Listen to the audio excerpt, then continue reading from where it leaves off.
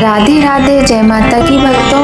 आप सभी का स्वागत करती हूँ स्पिरिचुअल ज्ञान साधना में और आप सभी से अनुरोध करती हूँ कि स्पिरिचुअल ज्ञान साधना को सब्सक्राइब कर लीजिए और बेल आइकन को प्रेस कर दीजिए ताकि आपको नई नई वीडियोस का श्री शिवाय नमस्तुभ्यम। जय माता की। राधे राधे भक्तों, कैसे हैं आप सभी लोग। आशा करते हैं भगवान भोलेनाथ की कृपा से सभी लोग बहुत अच्छे होंगे। प्रिय भक्तों, सबसे पहले आप सभी को अत्यंत पावन श्रावण मास की हार्दिक शुभकामनाएं। इस कलिकाल में श्रावण महात्म्य अध्याय का पाठ सर्व फलदायक होने के साथ मुक्तिदायक भी है। नित्य पाठ से जो आनंद की अनुभूति होती है वह पाठ करने वाले भली प्रकार जानते हैं। किसी भी सत्य कार्य में सहायता देना भी भक्ति का अंग है। हिंदू मान्यता के अनुसार श्रावण मास वर्ष का 5वां महीना है और इसी महीने से वर्षा की शुरुआत होती है। इस महीने में वर्षा से जीव जंतुओं और पेड़ पौधों में जान पड़ जाती है। यदि भगवान शिव को प्रसन्न करना हो तो ये महीना सबसे उत्तम है। हिंदू मान्यता के अनुसार इस महीने में भगवान शिव का माँ गौरा से पुनः मिलन हुआ था, इसीलिए ये महीना भगवान शिव को बहुत बहुत प्रिय है। पौराणिक कथा के अनुसार श्रावण मास में ही समुद्र मंथन हुआ था।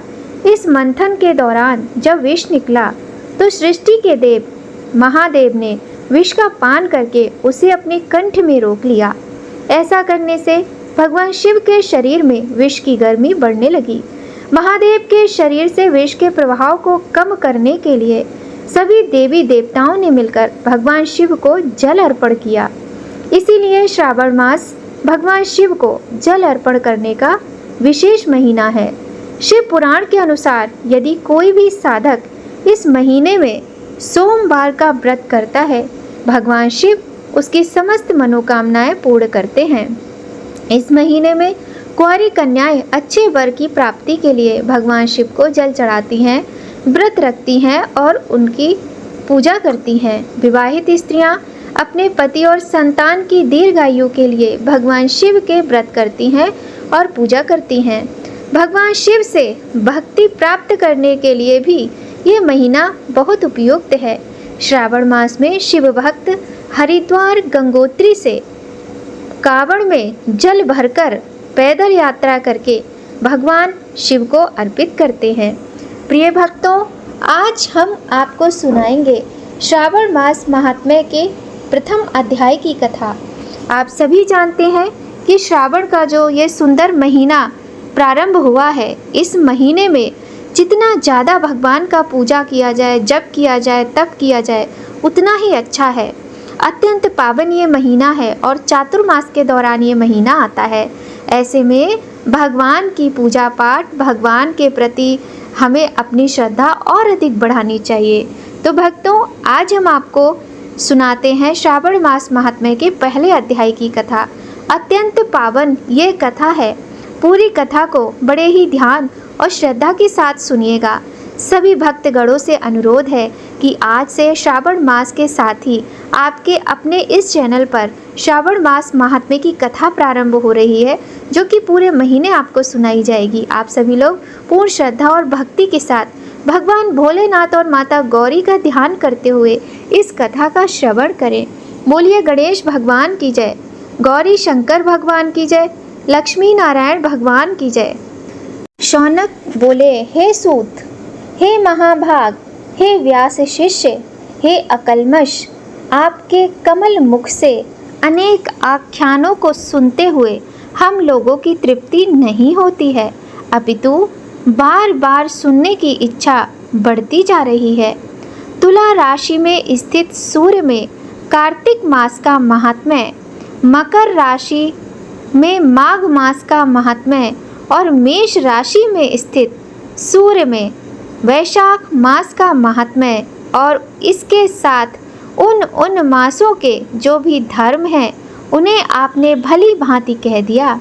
यदि आपके मत में इनसे भी अधिक महिमा में कोई मास हो तथा भगवत प्रिय कोई धर्म हो तो आप उसे अवश्य कहिए।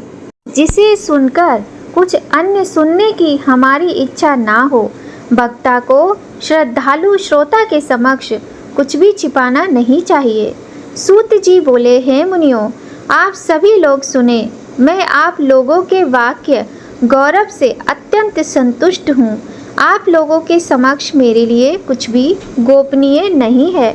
दंभ रहित होना, आस्तिकता, शठता का परित्याग, उत्तम भक्ति, सुनने की इच्छा, विनम्रता, ब्राह्मणों के प्रति भक्ति परायणता, सुशीलता, मन की स्थिरता, पवित्रता, तपस्विता और अनुसूया, ये श्रोता के 12 गुण बताए गए हैं। ये सभी आप लोगों में विद्यमान है। अतः मैं आप लोगों पर प्रसन्न होकर उस तत्व का वर्णन करता हूँ। एक समय प्रतिभाशाली सनत कुमार ने धर्म को जानने की इच्छा से परम भक्ति से युक्त होकर विनम्रता पूर्वक ईश्वर भगवान शिव से पूछा। सनत कुमार बोले, योगियों के द्वारा आराधनीय चरण कमल वाले हे देव, हे महाभाग, हमने आपसे अनेक व्रतों तथा बहुत प्रकार के धर्मों का श्रवण किया, फिर भी हम लोगों के मन में सुनने की अभिलाषा है। 12 मासों में जो मास सबसे श्रेष्ठ, आपके अत्यंत प्रीति कराने वाला, सभी कर्मों की सिद्धि देने वाला हो, और अन्य मास में किया गया कर्म यदि इस मास में किया जाए तो वह अनंत फल प्रदान कराने वाला हो, हे देव, उस मास को बताने की कृपा कीजिए। साथ ही लोकानुग्रह की कामना से उस मास के सभी धर्मों का वर्णन कीजिए। ईश्वर बोले, हे सनत कुमार, मैं अत्यंत गोपनीय भी आपको बताऊंगा। हे सुब्रत, हे विधिनंदन, मैं आपकी श्रवणेच्छा तथा भक्ति से प्रसन्न हूँ। 12 मासों में श्रावण मास मुझे अत्यंत प्रिय है। इसका महात्म्य सुनने योग्य है, अतः इसे श्रावण कहा गया है। इस मास में श्रवण नक्षत्र युक्त पूर्णिमा होती है, इस कारण से भी इसे श्रावण मास कहा गया है। इसके महात्म्य के श्रवण मात्र से यह सिद्धि प्रदान करने वाला है, इसलिए भी यह श्रावण संज्ञा वाला है। निर्मलता गुण के कारण यह आकाश के सदृश है, इसलिए नभा कहा गया है। इस श्रावण मास के धर्मों की गणना करने में इस पृथ्वी लोक में कौन समर्थ हो सकता है, जिसके फल का संपूर्ण रूप से वर्णन करने के लिए ब्रह्मा जी 4 मुख वाले हुए, जिसके फल की महिमा को देखने के लिए इंद्र 1000 नेत्रों से युक्त हुए, और जिसके फल को कहने के लिए शेषनाग 2000 जिह्वाओं से संपन्न हुए। अधिक कहने से क्या प्रयोजन, इसके महात्म्य को देखने और कहने में कोई भी समर्थ नहीं है। हे मुने, अन्य मास इसकी एक कला को भी नहीं प्राप्त होते हैं।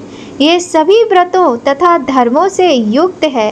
इस महीने में एक भी दिन ऐसा नहीं है जो व्रत से रहित दिखाई देता हो।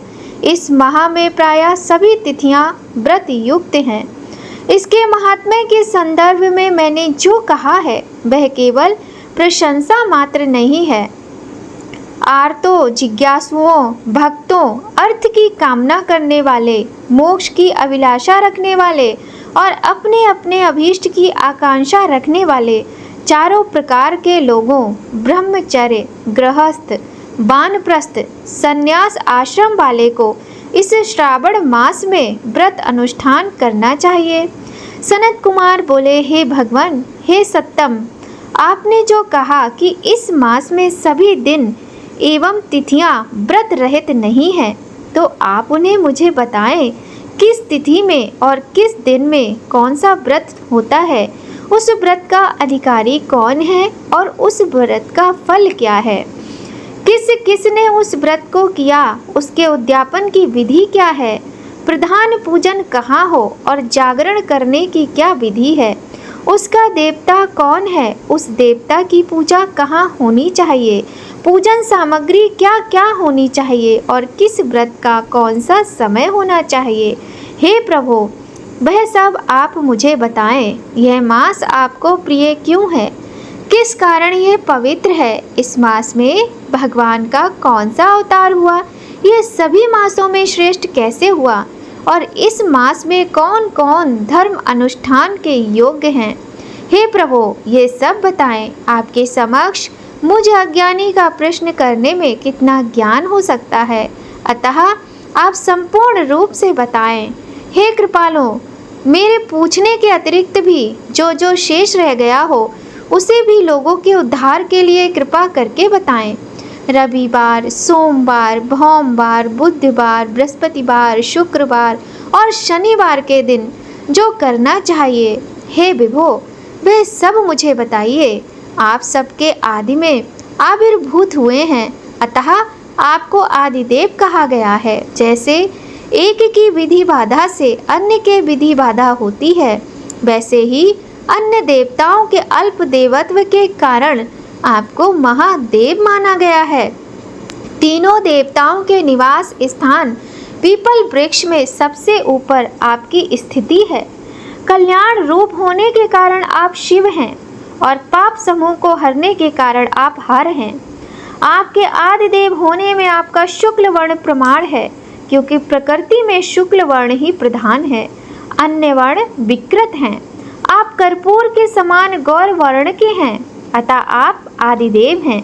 गणपति के अधिष्ठान रूप 4 दल वाले मूलाधार नामक चक्र से, ब्रह्मा जी के अधिष्ठान रूप 6 दल वाले स्वाधिष्ठान नामक चक्र से और विष्णु जी के अधिष्ठान रूप 10 दल वाले मणिपुर नामक चक्र से भी ऊपर आपके अधिष्ठित होने के कारण आप ब्रह्मा तथा विष्णु के ऊपर स्थित हैं।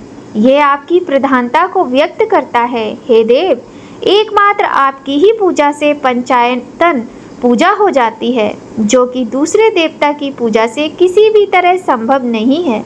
आप स्वयं शिव हैं। आपकी बाईं जांघ पर शक्ति स्वरूपा दुर्गा, दाहिनी जांघ पर गणपति, आपके नेत्र में सूर्य तथा हृदय में भक्तराज भगवान श्री हरि विराजमान हैं। अन्य के ब्रह्मा रूप होने तथा रास के विष्णु रूप होने और आपके उसका भोक्ता होने के कारण, हे ईशान, आपके श्रेष्ठत्व में किसे संदेह हो सकता है। सबको विरक्ति की शिक्षा देने हेतु आप शमशान में तथा पर्वत पर निवास करते हैं। पुरुष सूक्त में उत्ताम्रत तत्व शेषानो इस मंत्र के द्वारा प्रतिपादन के योग्य हैं, ऐसा महर्षियों ने कहा है। जगत का संहार करने वाले हलाहल को गले में किसने धारण किया? महाप्रलय की कालाग्नि को अपने मस्तक पर धारण करने में कौन समर्थ था? संसार रूप अंधकूप में पतन के हेतु कामदेव को किसने भस्म किया? आप ऐसे हैं कि आपकी महिमा का वर्णन करने में कौन समर्थ है? एक तुच्छ प्राणी मैं करोड़ों जन्मों में भी आपके प्रभाव का वर्णन नहीं कर सकता, अतः आप मेरे ऊपर कृपा करके मेरे प्रश्नों को बताएं। इस प्रकार श्री स्कंद पुराण के अंतर्गत ईश्वर सनत कुमार संवाद में श्रावण मास महात्म्य में पहला अध्याय पूर्ण हुआ। बोलिए हर हर महादेव। बोलिए महादेव भोले शंकर की जय, गौरी माता की जय। आइए भक्तों, पहला अध्याय पूर्ण होने पर करते हैं भगवान शंकर की सुंदर स्तुति। आशुतोष शशांक शेखर चंद्रमौलि चिदंबरा, कोटि कोटि प्रणाम शंभु, कोटि नमन दिगंबरा। निर्विकार ओमकार अविनाशी तुम्ही देवाधिदेव, जगत सर्जक प्रलय करता शिवम सत्यम सुंदरा। निरंकार स्वरूप कालेश्वर महायोगीश्वरा, दयानिधि दानीश्वर जय, जटाधारी अभंकरा।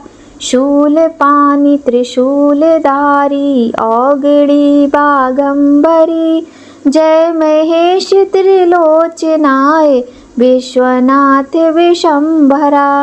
नाथ नागेश्वर हरोहर पाप साप अभिशाप तम, महादेव महान भोले सदा शिव शिव शंकरा। जगतपति अनुरक्ति भक्ति सदैव तेरे चरण हो, क्षमा हो अपराध सब, जय जयति जगदीश्वरा। जन्म जीवन जगत का संताप, ताप मिटे सभी। ओम नमः शिवाय मन जपता रहे पंचाक्षरा। आशुतोष शशांक शेखर चंद्रमौलि चिदंबरा। कोटि कोटि प्रणाम शंभु, कोटि नमन दिगंबरा। कोटि नमन दिगंबरा, कोटि नमन दिगंबरा। बोलिए गौरी शंकर भगवान की जय, देवों के देव महादेव की जय। प्रिय भक्तों, सावन का अत्यंत पावन, अत्यंत सुंदर महीना, पुण्यदायी महीना प्रारंभ हो गया है। ज़्यादा कुछ नहीं करना है। देवों के देव महादेव, जिन्हें भोलेनाथ कहा जाता है, सच्चे मन और सच्ची भक्ति श्रद्धा के साथ एक लोटा जल अर्पित करने से ही प्रसन्न हो जाते हैं। तो प्रिय भक्तों, इस श्रावण मास में अपने भोले बाबा को मना लो जिसका जी चाहे। भक्तों, आज की ये वीडियो आपको यदि अच्छी लगे तो वीडियो को लाइक करें।